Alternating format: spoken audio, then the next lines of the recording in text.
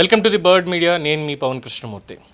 మాజీ మంత్రి కేటీఆర్ గారు సీనియర్ రాజకీయ నాయకుడు అయినటువంటి బీఆర్ఎస్లో పనిచేసినటువంటి నేత మాజీ మంత్రి పోచారం శ్రీనివాసరెడ్డి గారి మీద చాలా అనుచిత వ్యాఖ్యలు చేశారు. ఎలాగా అంటే దానికంటే చావడం మేలు, కాంగ్రెస్ పార్టీలోకి వెళ్ళడం కంటే చావడం మేలు, 75 ఏళ్ల వయసులో ఇంకా ఏం చూడాలని కాంగ్రెస్ పార్టీలోకి పోయావు అంటూ మాట్లాడుతూ ఇంకా వ్యాఖ్యలు చేశారు. ఏంటంటే పోచారం శ్రీనివాసరెడ్డి గారికి ఇంకా 75 ఏళ్ళు వచ్చాయి, కేసీఆర్ ఆయనకి మంత్రి పదవి, స్పీకర్ పదవి కూడా ఇచ్చారు, ఇంకేం కావాలని పార్టీ మారారు. అసెంబ్లీలో ఇప్పుడు కాంగ్రెస్ సభ్యులతో కూర్చుంటున్నారు, ఇంకేం కావాలి, ఇలాంటి బతుకు అవసరమా? ఎమ్మెల్యేలందరూ రేవంత్ రెడ్డితో చేరి మంచి పేరును కోల్పోయారు, ఇలాంటి జీవితం కంటే చావే మేలు. అంటే పోచారం శ్రీనివాసరెడ్డి గారు ఇప్పుడు ఏ పార్టీలో ఉన్నారు ఏంటనేది పక్కన పెడితే 75 ఏళ్ల వయసు, దరిదాపుగా కేసీఆర్కి సమకాలీకులు, కేసీఆర్ వయసే. ఇంకా మాట్లాడితే కేసీఆర్ కంటే ఒక ఏడాదో 2 ఏళ్ళు పెద్ద ఆయనే, తండ్రి వయసు. సావడం మేలు అని చెప్పి మాట్లాడతారా? అంటే ఏంటి, కాంగ్రెస్ పార్టీకి మారారు అని. కేసీఆర్ మాత్రమే మంత్రి పదవి ఇచ్చారా? కేసీఆర్ ఒక్కడే మంత్రి పదవి ఇచ్చారా పోచారం శ్రీనివాసరెడ్డి గారికి? పోచారం శ్రీనివాసరెడ్డి గారి రాజకీయ ప్రస్థానం అసలు ఏ పార్టీతో మొదలైంది? ఇంకా మాట్లాడితే అసలు కేసీఆర్ రాజకీయ ప్రస్థానం ఏ పార్టీతో మొదలైంది తెలుసుకోవాలి కదా. కేటీఆర్ మర్చిపోయారు అవన్నీ. పోచారం శ్రీనివాసరెడ్డి గారు ఆయన తెలుగుదేశం పార్టీతోటి సుదీర్ఘకాలం మంత్రిగా పనిచేశారు. బీఆర్ఎస్ పార్టీలో ఆయన ఏం పుట్టి పెరిగింది లేదు. బీఆర్ఎస్ పార్టీ స్థాపనలో ఆయనకి ఎటువంటి సంబంధము లేదు. కనీసం తెలుగుదేశం పార్టీలో సీనియర్ లీడర్ కింద ఆయన పనిచేశారు. అప్పట్లోనే మంత్రిగా కూడా పనిచేశారు. సుదీర్ఘకాలం ఉన్నారు ఆయన. చంద్రబాబు నాయుడు గారితో సన్నిహిత సంబంధాలు అన్నీ కూడా ఉన్నాయి. సరే, రాష్ట్ర విభజన అనేటువంటి నేపథ్యంలో ప్రత్యేక తెలంగాణ కావాలని ఉద్యమం మొదలైంది. ఉద్యమంలో వెళ్ళి చేరారు బీఆర్ఎస్లో. బీఆర్ఎస్ అధికారంలోకి వచ్చిన తర్వాత పెద్దలైనటువంటి పోచారం శ్రీనివాసరెడ్డి గారిని కూడా కేసీఆర్ గుర్తించి మంత్రి పదవి ఇచ్చారు. ఇవ్వకపోతే మళ్ళీ సమీకరణాలు కూడా ఉంటాయి కదా, సీనియర్టీ అవన్నీ ఉంటాయి కదా, ఆ లెక్కలో ఆయనకి ఇచ్చారు. తప్పితే ఆయన కేసీఆర్ మాత్రమే మంత్రి పదవి ప్రత్యేకంగా ఫస్ట్ టైం ఇవ్వలేదు కదా దీనికి. అక్కడికి ఏదో పోచారం శ్రీనివాసరెడ్డి గారిని మొత్తం బీఆర్ఎస్ఏ పెంచి పోషించింది అనేటువంటి విధంగా మాట్లాడతారేంటి? కేటీఆర్కి తెలీదా? ఇంకా మాట్లాడితే అసలు పోచారం శ్రీనివాసరెడ్డి గారు రాజకీయాల్లోకి వచ్చే టైంకి కేటీఆర్ ఓనమాలు నేర్చుకుంటున్నారేమో. రాజకీయాలు కూడా తెలుసో తెలీదు ఆయనకి. ఏ ఉద్యమాల్లో పాల్గొన్నారు, ఏం చేశారు పోచారం శ్రీనివాసరెడ్డి. అఫ్కోర్స్ ఆయన మీద ఉన్నటువంటి నెగిటివ్ ఆస్పెక్ట్లు, రాజకీయంగా ఏం చేశారు, ఇవన్నీ డిఫరెంట్.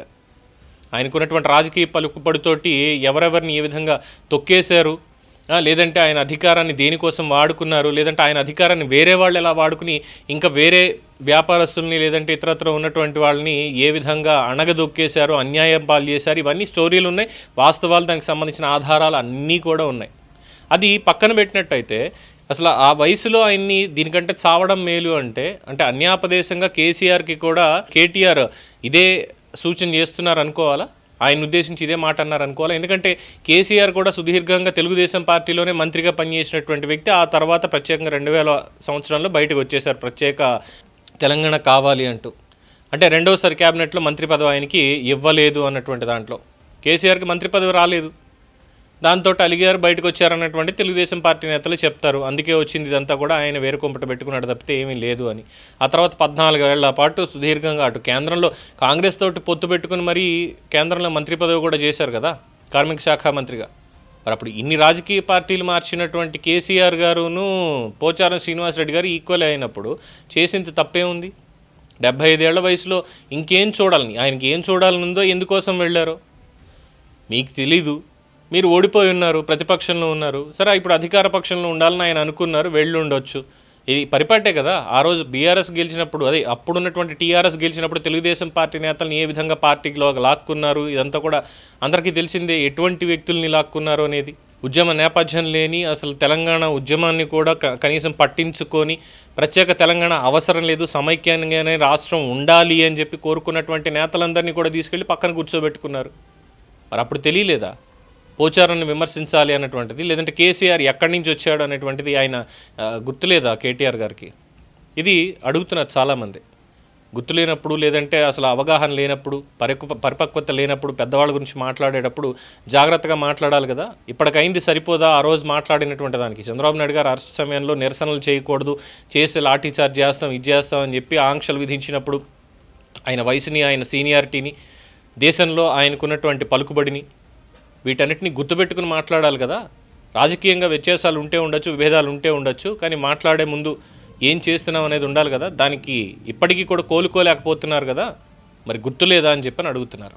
పోచారం గారికి సంగతి మాట్లాడేటప్పుడు మరి కేసీఆర్ గారి గురించి కూడా మాట్లాడాలి, ఈ సలహా ఆయనకి ఇచ్చేటప్పుడు కేసీఆర్ కూడా ఇవ్వాలి అన్నటువంటి ప్రశ్న వస్తుంది. బట్ తప్పది, పెద్దవాళ్ళని అలా అనకూడదు. కామెంట్ చేసేవాళ్ళు కూడా దయచేసి అది గుర్తుపెట్టుకోండి. కేటీఆర్ గారికి హిస్టరీ తెలియజెప్పాలి మళ్ళీ అని చెప్పి చాలామంది కోరుతున్నారు. చెప్పాల్సినటువంటి అవసరం మనకు లేదు, ఆయన తెలుసుకోవచ్చు హిస్టరీ ఆయనకి కావాలి అనుకుంటే. బట్ ఫ్రస్ట్రేషన్లో ఉండి పెద్దవాళ్ళని సైతం ఇటువంటి మాటలు మాట్లాడడం అనేది పరిపాటి కాదు, విజ్ఞత అనిపించుకోదు అనేది చాలామంది చెప్తున్నటువంటి అభిప్రాయం. ఏమంటారు? దీని మీద మీ అభిప్రాయాన్ని కామెంట్స్ రూపంలో తెలియజేయండి. చూస్తూనే ఉండండి ది బర్డ్ మీడియా.